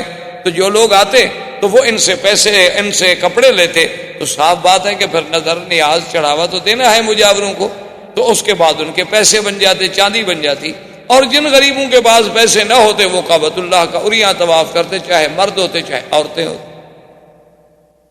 اور یہ اریاں طواف اس وقت تک ہوتا رہا، حضور کا نبوت مل گئی، اعلان نبوت ہو گیا، حضور کی مکی زندگی، حضور صلی اللہ علیہ وسلم مدینہ منورہ میں تشریف لے گئے 9 ہجری تک، یعنی 9 ہجری تک اللہ تبارک و تعالیٰ کے گھر کا طواف جو ہے وہ بغیر لباس کے اریاں ہوتا رہا۔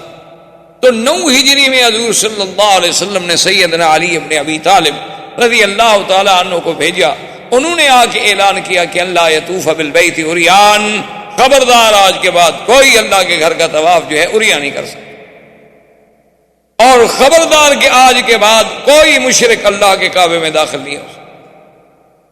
تو یہ اعلان جو ہے 9 ہجری کو جا کے، لیکن افسوس سے یہ کہنا پڑتا ہے کہ ہم لوگوں نے اس یعنی اللہ کے نبی کے اعلان کو کیسے بدل دیا کہ جیسے اللہ نے حکم دیا تھا نا بنو اسرائیل کو کہ یوم السبت جو ہے مچھلی کا شکار نہ کریں، تو انہوں نے کیا کیا کہ ندیاں نالے بنا کے حوض بنا دیے کہ پانی اور مچھلی تو حوض میں سبت کو آ جاتی آگے، اور پھٹا ڈال کے دروازہ بند کر دیتے، راستہ بند کر دیتے، پکڑ اتوار کو لیتے، کہتے جی ہم نے ہفتے کو تو شکار نہیں کیا، ہم نے تو اتوار کو پکڑا ہے۔ تو آج کل کے مسلمانوں نے بھی نعوذ باللہ ثم نعوذ باللہ اللہ کے نبی کے اس حکم کو ایسا بدلا کہ لباس تو پہن لیا لیکن وہ عریانی سے بھی زیادہ برا ہے۔ اتنا باریک لباس، اتنا باریک کپڑا، یعنی آپ حیران ہوں گے اب یہ جس سے ہم یہ غترہ پہنتے ہیں، اس سے اگر عبایا اور پردہ بنایا جائے تو اسے آپ پردہ کہیں گے خدا کے لیے، اسے آپ برقع کہیں گے۔ یعنی یہ تو مزید اپنے حسن کو نکھارنے کا ذریعہ ہے کہ کسی کو اگر کالا رنگ سوٹ کرتا ہے وہ کالے رنگ کا برقع بنا لے گی، کسی کو سفید رنگ سوٹ کرتا ہے، سرخ رنگ سوٹ کرتا ہے، سبز رنگ سوٹ کرتا ہے، جو اس کا میچنگ کلر ہے اس کے مطابق وہ اپنے برقعے بنائے گی، اسی کے مطابق اپنی وہ چہرے پہ ڈالنے والی جھلیاں بنائیں گی، اور اسی طرح پھر آنکھوں کے سوراخ رکھے جائیں گے، پھر ناک کو ظاہر کیا جائے گا۔ یعنی حسن کو اجاگر کرنے کا بہانہ ہے، یہ پردہ نہیں ہے، اس کو کوئی پردہ نہیں کہہ سکتا۔ اسی کے بارے میں سرکار دو عالم نے فرمایا تھا کہ رب قاسیات عاریات، بہت ساری ایسی عورتیں ہوں گی میری امت میں، بظاہر تو وہ لباس پہنے ہوئے ہوں گی لیکن حقیقتاً وہ عریاں ہوں گی، اور اللہ تبارک و تعالیٰ کی ان پہ لعنت برستی۔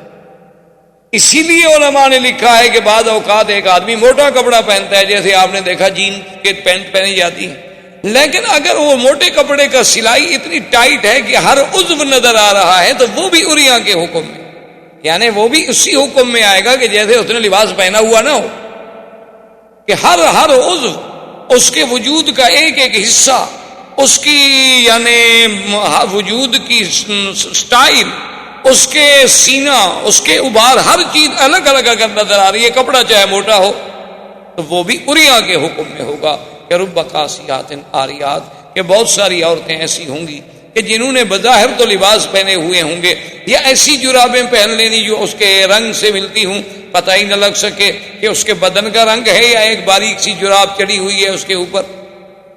ایک ایسا برقع پہنا کہ برقعے سے اور قمیض کے اندر سے جو بنیان کا کلر ہے وہ بھی نظر آ رہا ہو، تو ایسے کپڑے کو آپ کیا کہہ سکتے ہیں کہ یہ کپڑا ساتر ہے؟ یہ کپڑا اس لیے پہنا گیا ہے کہ عورت کا بدن چھپا رہے اور اس پر کسی غیر کی نظر نہ پڑے، یا یہ ایک فیشن ہے کہ مردوں نے اپنا ایک عبایا ڈال لیا، عورت نے ایک سیاہ گاؤن ڈال لیا، بس ختم ہو گئی بات۔ اچھا، بعض تو نعوذ باللہ یہ عالم ہے کہ اوپر سے باقاعدہ برقع ہے اور اندر جو ہے منی اسکرٹ،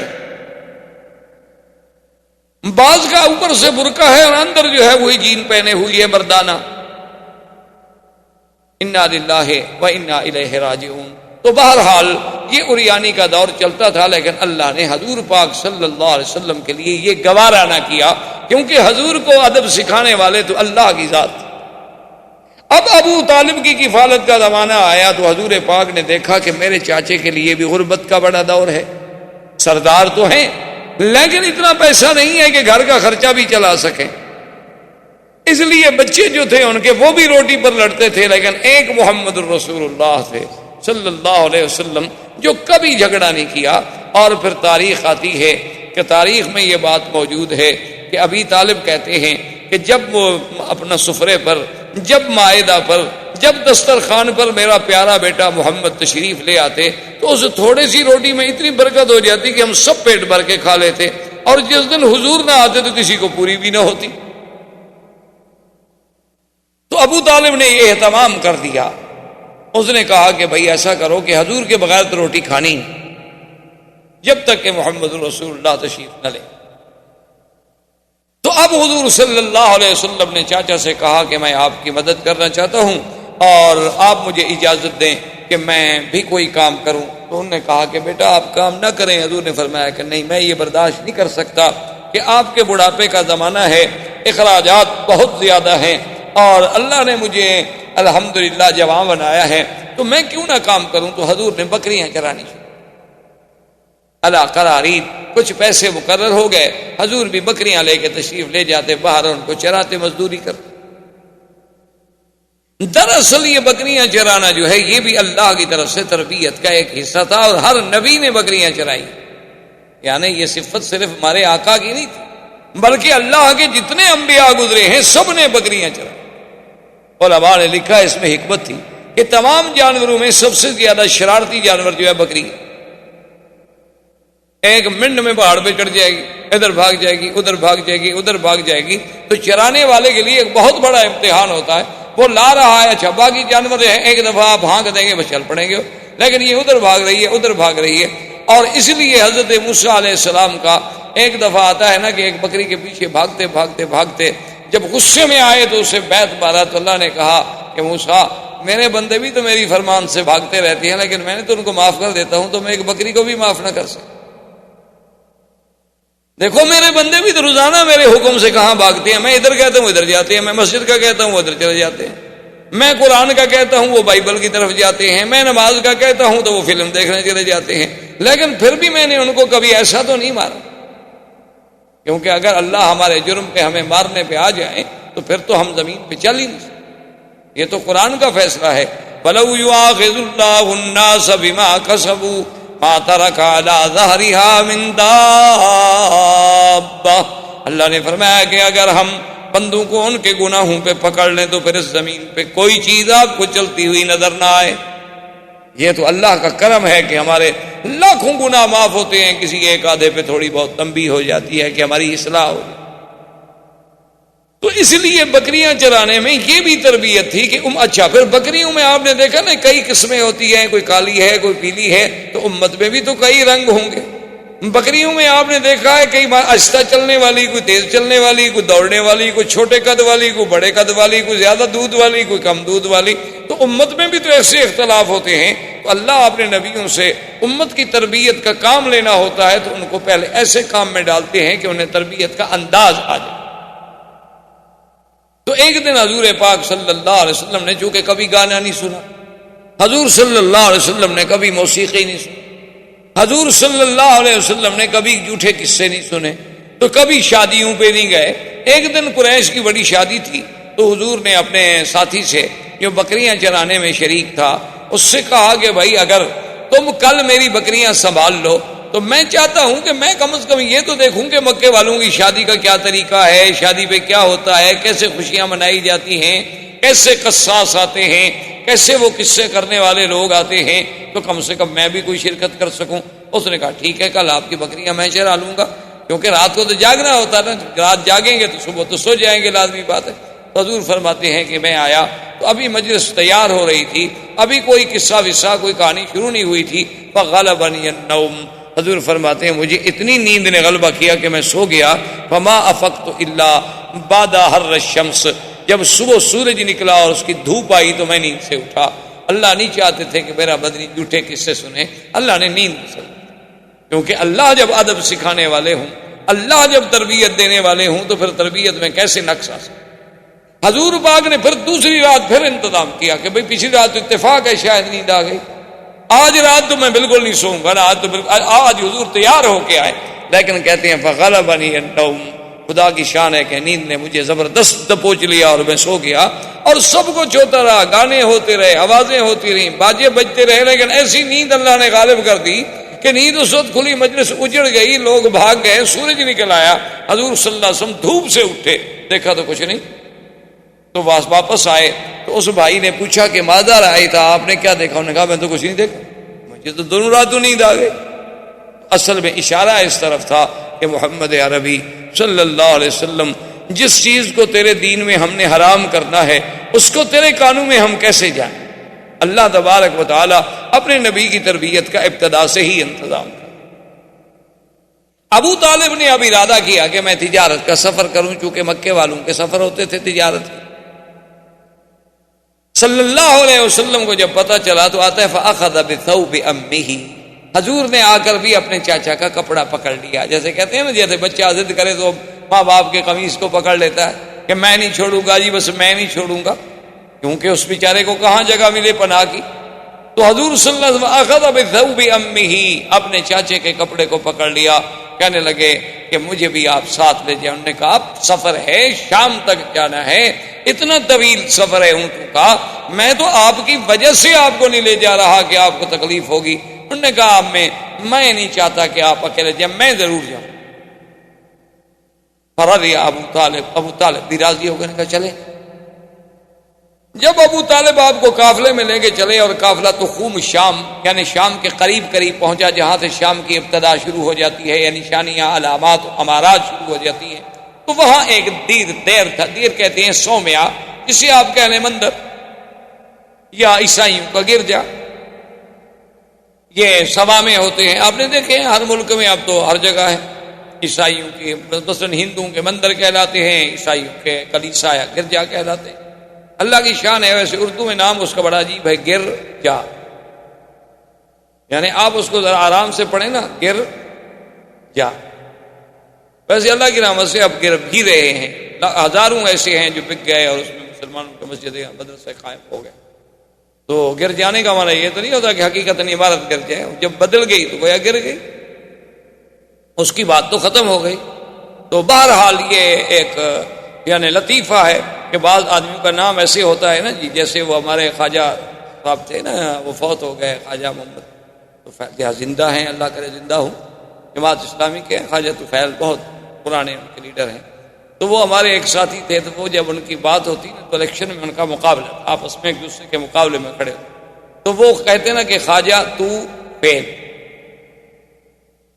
یعنی طفیل جلدی سے کہیں تو پھر تو طفیل بنے گا، اگر ایسا کہیں تو فیل، تمہارے تو نام میں فیل ہے، تم نے کیا جیتنا ہے، تو فیل۔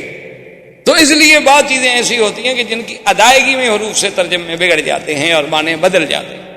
بہر صورت تو وہ جناب جب دیر میں پہنچے تو وہاں ایک راہب تھا، اور وہ کبھی اس دیر سے، اس سومیا سے، اس کلیسا سے باہر نہیں۔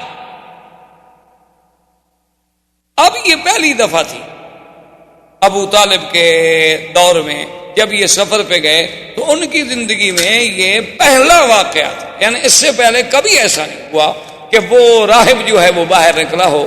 لیکن وہ راہب باہر بھی آیا، اور آنے کے بعد اس نے یہ بھی کیا کہ اعلان کیا کہ بھئی تمام مکے کا جو قافلہ ہے ان سب کو میری طرف سے دعوت۔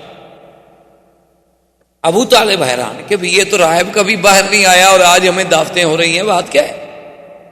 اور راہب نے اپنے سب چھوٹے چھوٹے جو اس کے تھے نا نیچے کام کرنے والے چھوٹے چھوٹے راہب، تو ان کو کہا کہ بھئی اعلیٰ سے اعلیٰ کھانے کا انتظام کرو، اور اتنا کھانے کا انتظام کرو کہ پورے قافلے کو کھلاؤ، اور ہر آنے جانے والے کو، گزرنے والے کو، بستی والوں کو، سب کو کھلاؤ، اور کسی چیز کی کمی نہیں ہونی چاہیے، اور خود کھڑے ہو کے نگرانی کرو۔ کھانے کا انتظام ہو گیا بڑی لمبی تفصیل میں۔ اب جناب جب کھانے کا وقت آ گیا تو راہب ایک ایک کو غور سے دیکھ رہا ہے، اور اس کے بعد اس نے پوچھا ابو طالب سے کہ حل ترکتم احدن، کسی کو چھوڑ کے آئے ہو، کوئی بندہ رہ تو نہیں گیا؟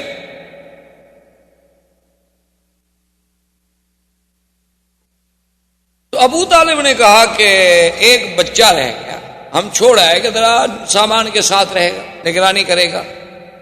اس نے کہا عجیب بات، بھائی میں نے سب کو دعوت دی تھی، بچے کو چھوڑ آنے کا کیا مطلب؟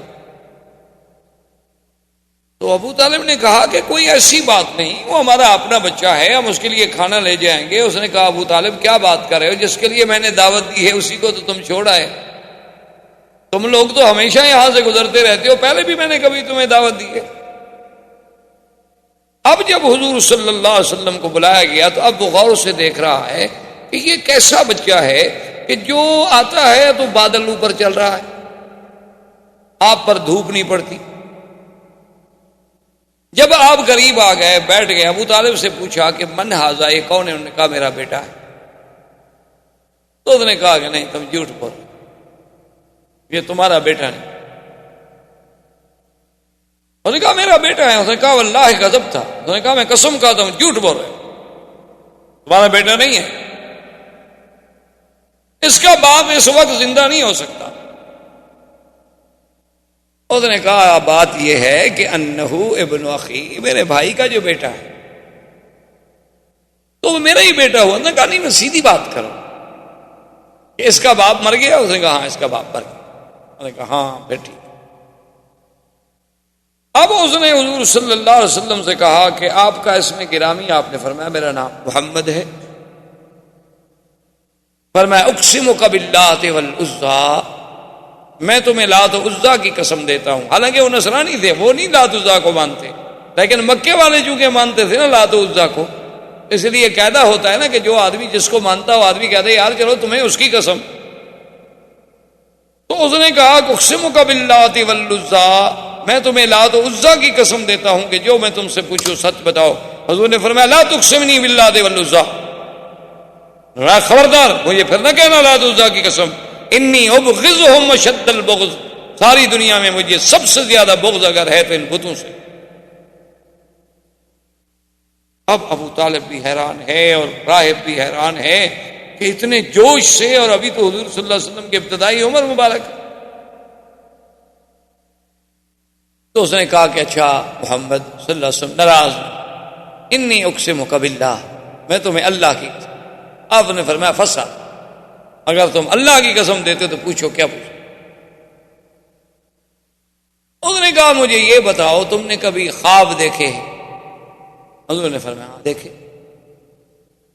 ان خوابوں میں تم نے کیا کیا دیکھا؟ حضور صلی اللہ علیہ وسلم نے کچھ باتیں بتلا دی.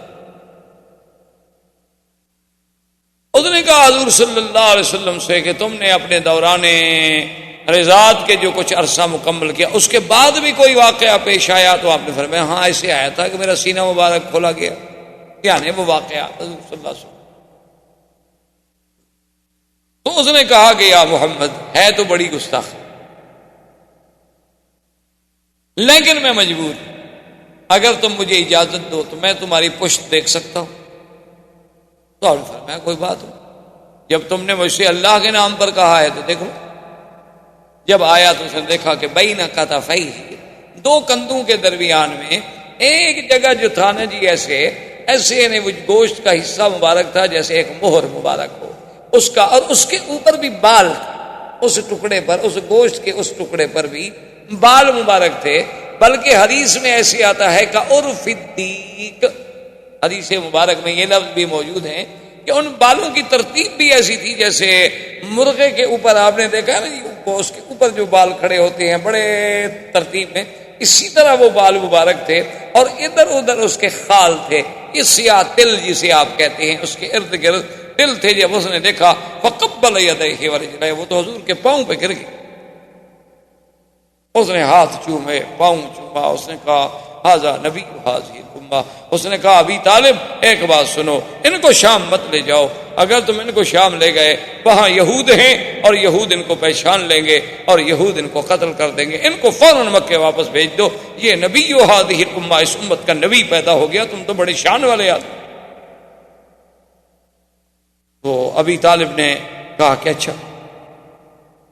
اب اس کے بعد جب دعوت ختم ہو گئی اور حضور صلی اللہ علیہ وسلم تشریف لے آئے تو جب درخت کے نیچے جا کے بیٹھنے لگے تو اس راہب نے ابو طالب سے کہا کہ درخت کی ٹہنیوں پہ غور کرو. اس نے جب غور کیا تو ابو طالب کہتے ہیں مجھے بھی معلوم ہوا کہ وہ ٹہنیاں مل کے سایہ گہرا کر رہی ہیں حضور صلی اللہ علیہ وسلم پہ. جو علیحدہ علیحدہ کھڑی تھی وہ جلدی جلدی جڑ گئیں، مل گئیں تاکہ حضور صلی اللہ علیہ وسلم پر سایہ مبارک جو ہے وہ ٹھیک ہو جائے. اور اس نے کہا کہ ابو طالب یہ وہ درخت ہے ما جلس تحتہ بعد عیسیٰ، حضرت عیسیٰ کے بعد اس کے نیچے کوئی نہیں بیٹھا. اور عیسیٰ علیہ السلام نے کہا تھا کہ لا یجلس تحتہ الا نبی، اس کے نیچے کوئی نہیں بیٹھے گا مگر ایک نبی آئے جو آ کے بیٹھے گا. یہ وہ درخت ہے، خدا کے لیے انہیں جلدی مکے بھیج. ابو طالب راضی ہو گئے، انہوں نے حضور صلی اللہ علیہ وسلم کو جلدی سے مکے میں، لیکن اپنا سفر جو ہے وہ برقرار رکھا کہ بھی آخر میں اتنا سفر کر کے آ چکا ہوں، شام کے قریب پہنچ چکا ہوں اور اتنی اسباب ہم لے کے آئے ہیں تو ان کو بغیر بیچے ہوئے بغیر کچھ کیے ہوئے ہم کیسے چھوڑ کے چلے جائیں. تو وہ تو چلا گیا ہے شام ابو طالب، لیکن حضور صلی اللہ علیہ وسلم واپس تشریف لے آئے مکے میں. مکے میں آنے کے بعد پھر حضور صلی اللہ علیہ وسلم ابو طالب کی کفالت میں رہے. پھر اس کے علاوہ کئی مبشرات آتے رہے.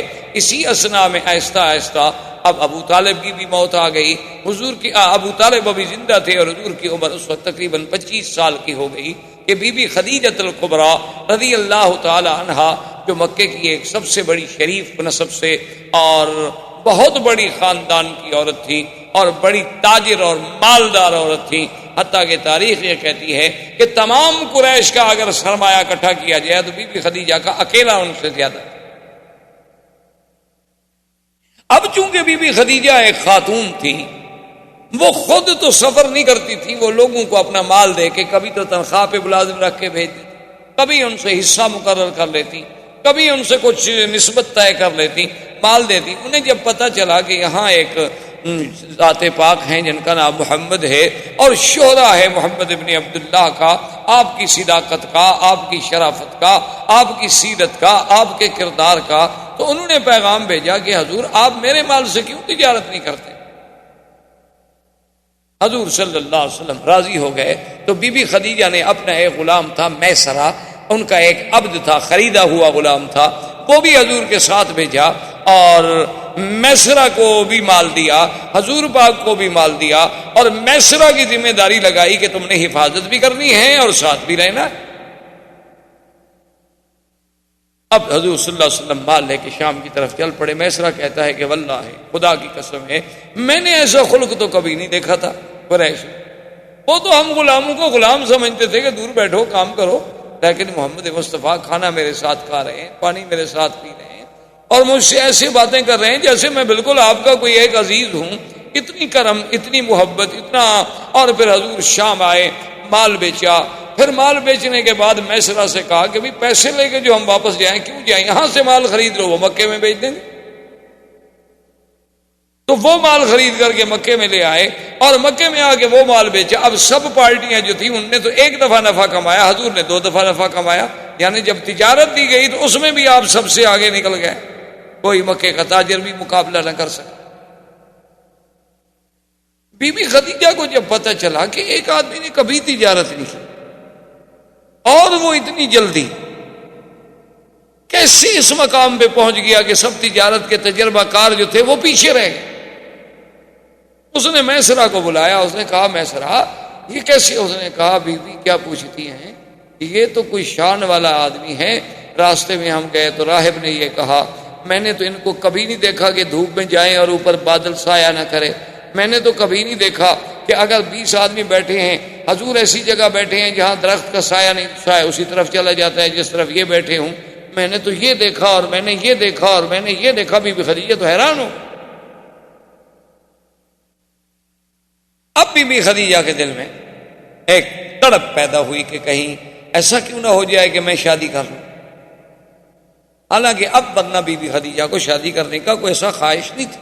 بڑے بڑے سرداروں نے کہا تھا، بی بی نہیں مانی. لیکن اب ان کے دل میں ایک تمنا پیدا ہو. اسی لیے علماء نے لکھا ہے کہ مرد تو بڑے دانا اللہ پیدا کرتے ہیں، بہت دانا پیدا ہوتے ہیں اور ہوتے رہیں گے انشاءاللہ، لیکن عورتوں میں بہت قلیل دانا پیدا ہوئے. انہوں نے کہا ایک ان میں خدیجہ تھی اور جس نے حضور صلی اللہ علیہ وسلم کو پہچان لی، اور ایک ان میں بی بی تھی حضرت شعیب کی بیٹی کہ جس نے موسیٰ علیہ السلام کو دیکھ کے پہچان لی. انہوں نے کہا اللہ نے ان لڑکیوں کو ایسی ذکاوت دی تھی، ایسا فہم دیا تھا، ایسا مقام دیا تھا کہ اس نے بھی موسیٰ علیہ السلام کو دیکھا تو وہ تاڑ گئی کہ یہ نبی ہے، یہ کوئی عام بندہ نہیں. اور بی بی خدیجہ بھی پہچان گئی. تو ایسے تاریخ میں لوگ جو ہیں بہت کم پیدا ہوئے، جیسے بی بی آسیہ تھی، جیسے بی بی مریم تھی، جیسے اخت موسیٰ علیہ السلام تھی. تو یہ اس قسم کی ذہین عورتیں بھی تاریخ میں بہت کم پیدا ہوئی. ان میں ایک سیدہ خدیجہ رضی اللہ تعالی عنہ. تو بی بی خدیجہ رضی اللہ تعالی عنہ نے ایک عورت تھی، اس کا نام تھا نفیسہ. اس کو بھیجا کہ بھائی تم جا کر ایسے حالات پیدا کرو کہ اللہ کے نبی محمد مصطفیٰ میرے ساتھ شادی کر لیں. جیسے لوگ ہوتے ہیں نا جی، عورتیں جاتی ہیں شادی کرانے کے لیے، پیغام لے کے جاتی ہیں، وہ نفیسہ اس قسم کی عورتوں میں سے تھی. تو وہ آئی حضور صلی اللہ علیہ وسلم کی خدمت میں اور آ کر اس نے عرض کیا کہ یا محمد هل ترغب فی الزواج، کیا تم شادی کرنا نہیں چاہتے؟ جوان آدمی ہو ماشاءاللہ، اتنا اللہ نے تمہیں صحت دی ہے، قوت دی ہے، شادی کیوں نہیں کرتے آپ؟ آپ نے فرمایا کہ نفیسہ شادی تو میں کرنا چاہتا ہوں، لیکن سوال یہ ہے کہ کس چیز سے شادی کروں؟ میرے پاس تو کوئی پیسہ نہیں، دولت نہیں، اور بغیر دولت کے پیسے کی شادی کیسے ہو؟ شادی کے لیے تو آخر پیسہ چاہیے، خرچ چاہیے، گھر چاہیے، میرے پاس تو کچھ نہیں۔ میں تو خود ابو طالب کی کفالت میں ہوں، چاچے کی کفالت میں ہوں، اور اگر میں کچھ کماتا ہوں تو اپنے چاچے کی مدد کر دیتا ہوں۔ اس نے کہا کہ حل ترغب فی المال والجمال والنسب، انہوں نے کہا کہ محمد مصطفیٰ صلی اللہ علیہ وسلم، کیا آپ چاہتے ہیں کہ میں ایک ایسی عورت جس میں جمال بھی ہو، مال بھی ہو اور نسب بھی، تینوں چیزیں جمع ہوں؟ کیونکہ بعض عورتیں یہاں جمال تو بڑا ہوتا ہے، خوبصورتی بڑی ہے، لیکن خاندان اچھا نہیں۔ بعض ایسی لڑکیاں ہوتی ہیں کہ خاندان بہت اچھا ہے لیکن بیچاری خوبصورت نہیں۔ بعض ایسی ہوتی ہیں کہ مال ہی کوئی نہیں، خوبصورت بھی ہے، خاندان بھی اچھا ہے، لیکن کوئی مال نہیں، کوئی آدمی شادی کرنا نہیں چاہتا۔ نے کہا کہ جب تینوں صفتیں جمع ہو جائیں تو حل ترغب، تو آپ نے فرمایا کہ ہاں، پھر کس کی رغبت نہیں ہوگی؟ میری بھی رغبت ہے اگر کوئی ایسی عورت ہو۔ کون؟ من آدھی، کون ایسی عورت ہے جس میں یہ تینوں صفتیں ہیں؟ اس نے کہا محمد رسول اللہ، میں آپ سے چھپانا نہیں چاہتی، یہ خدیجہ، وہ خدیجہ۔ نے کہا کیا کہتی ہے نفیسہ؟ آئینہ خدیجہ، خدیجہ کام سے شادی کرے؟ اس کو تو بڑے بڑے صنادید نے، بڑے بڑے روسائے قریش نے شادی کے پیغام بھیجے ہیں، اس نے سب کا رد کر دیا ہے۔ تو اب وہ ایک یتیم سے، میرا باپ فوت ہو گئے، میری ماں فوت ہو گئی، میرا دادا فوت ہو گیا، میں خود ابھی طالب کی کفالت میں ہوں، تو خدیجہ میرے ساتھ شادی کیسے کرے گی؟ تو اس نے کہا کہ حضور، اگر آپ اس بات کو اپنی ذات تک محدود رکھیں تو مجھے تو خود خدیجہ نے ہی بھیجا ہے۔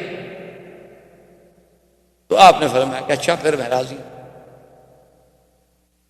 تو جب نفیسہ نے آگے خدیجہ کو پیغام دیا نا حضور کی رضا کا، تو بی بی خدیجہ کہتی ہیں میرے لیے اس سے بڑا خوشی کا دن کوئی نہیں تھا،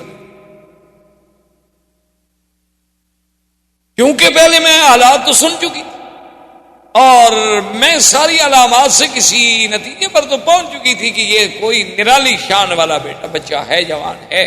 تو بی بی خدیجہ راضی ہوئیں۔ حضور صلی اللہ علیہ وسلم ابو طالب اپنے چچا اور سیدنا حمزہ رضی اللہ تعالی عنہ کو لے کر تشریف لے آئے بی بی خدیجہ کے پاس۔ تو بی بی خدیجہ نے ورقہ ابن نوفل، عمر ابن اسد ابن عزہ جو اس کے قریبی رشتہ دار تھے ان کو بلایا، تو حضور صلی اللہ علیہ وسلم کا نکاح ہوا اور خطبہ پڑھا ابی طالب۔ خطبہ نکاح جو ہے وہ ابو طالب نے پڑھا، اور اس کے بعد جو دوسرا خطبہ ہے پھر وہ ورقہ ابن نوفل نے پڑھا تعریف کے لیے، یعنی خطبہ نکاح تو پڑھ لیا ابو طالب، گواہ موجود تھے، لیکن ورقہ ابن نوفل نے پھر تعریف محمد رسول اللہ صلی اللہ علیہ وعلا آلہ واصحابہ وسلم تسلیما کثیرا کثیرا کی شان میں خطبہ پڑھا کہ یہ بچہ جو ہے، یہ نوجوان جو ہے، اس کی کوئی نرالی شان ہے، اس میں ہم نے یہ وصف دیکھی، یہ وصف دیکھی۔ اور اس نے کہا خدیجہ، میری رائے میں، میری تحقیق میں اس وقت دنیا کی سب سے زیادہ خوش قسمت اگر کوئی خاتون ہے تو تم ہو، کہ آج تمہاری قسمت میں محمد رسول اللہ ہے صلی اللہ علیہ وسلم۔ اس وقت حضور کی عمر مبارک 25 سال تھی اور بی بی خدیجہ کی عمر 40، اور آپ سے پہلے وہ 2 شوہروں سے شادی کر چکے۔ اللہ کی شان ہے کہ حضور صلی اللہ علیہ وسلم کو جو اللہ نے اولاد دی ہے، تقریباً ما سوائے ایک بچے کے سب جو ہیں وہ بی بی خدیجہ سے۔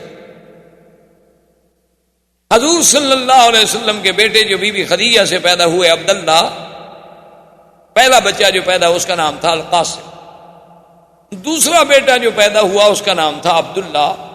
بعض لوگوں کو بڑی غلطی لگتی ہے، وہ کہتے ہیں حضور کے بیٹوں کا نام شاید طیب بھی تھا اور طاہر بھی تھا، یہ طیب طاہر آپ کے بیٹوں کا نام نہیں تھا۔ احباب کرام، اس کے بعد اب آپ اس مبارک سلسلے کی CD نمبر 4 سماعت فرمائیں۔